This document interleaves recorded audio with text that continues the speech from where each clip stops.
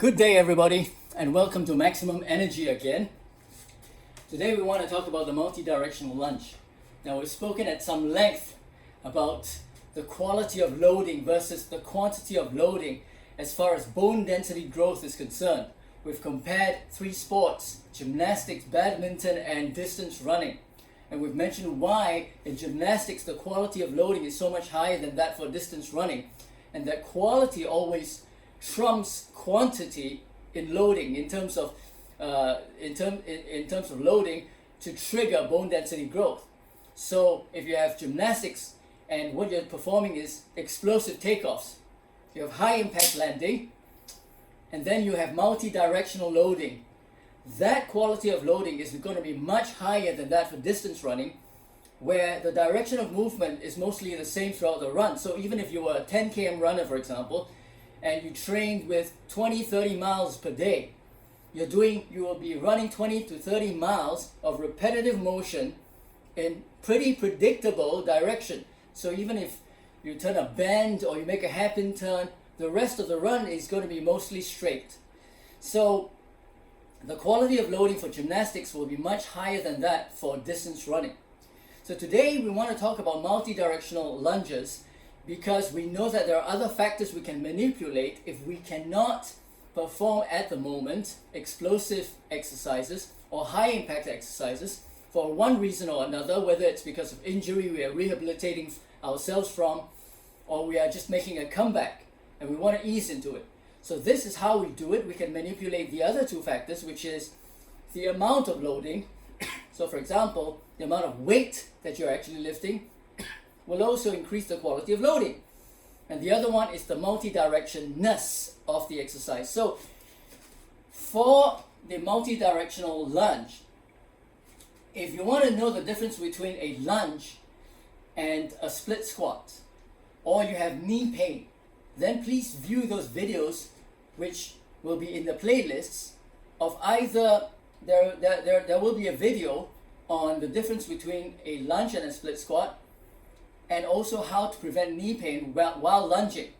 Also, we have an entire series on how to rehabilitate from knee pain and even lower back pain and various parts of the body. So do watch those videos if that is your concern. For now, let's look at the multi-directional lunge. So what we want to do is to be as unpredictable as possible, but I'm going to show it to you in a pretty symmetrical manner so that you learn the movement, but you can vary the way you perform the lunges as I will demonstrate as well. So for example, the first lunge, let's say, don't forget to activate your core while you do this.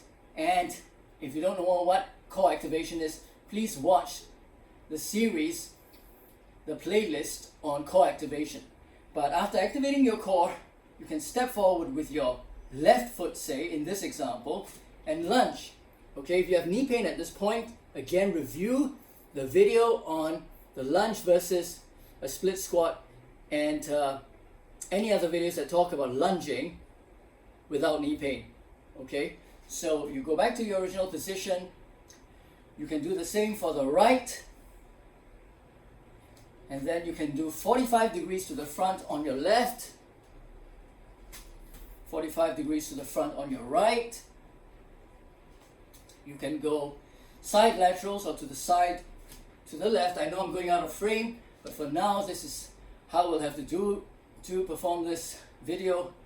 To the right, okay? And then you're going to go 45 degrees to the left, to the rear. You're going to go 45 degrees to the right, to the rear. You're going to go directly straight back on the left. And you're going to go directly straight back on the right. So notice that I just performed the lunges in a fairly predictable symmetrical pattern. But that's not what you necessarily want to do. In fact, you want to vary it. You may do side lunges. You may do 45 degrees to the left. You may do 45 degrees to the right, to the rear. You want to vary it so long as you make sure you get a fairly equal amount of loading on both sides. So you don't want to keep doing on one side, yeah? So you can go to the rear on the left, you can go to the front on the right. So you can perform them in a fairly asymmetrical or varied pattern of loading. And that's what we want, okay? We want to have a varied pattern of loading as far as possible, because that would increase the quality of loading. Now, there'll be more on this, but you can do, for example, even a clockwise. You can go to the right, perform it clockwise, come back to the left. For example, to the front, 45 degrees to the front, side to the right, behind, to the right, and then to the left, 45 degrees to the left, to the rear, side to the left. You can perform 45 degrees to the left in front,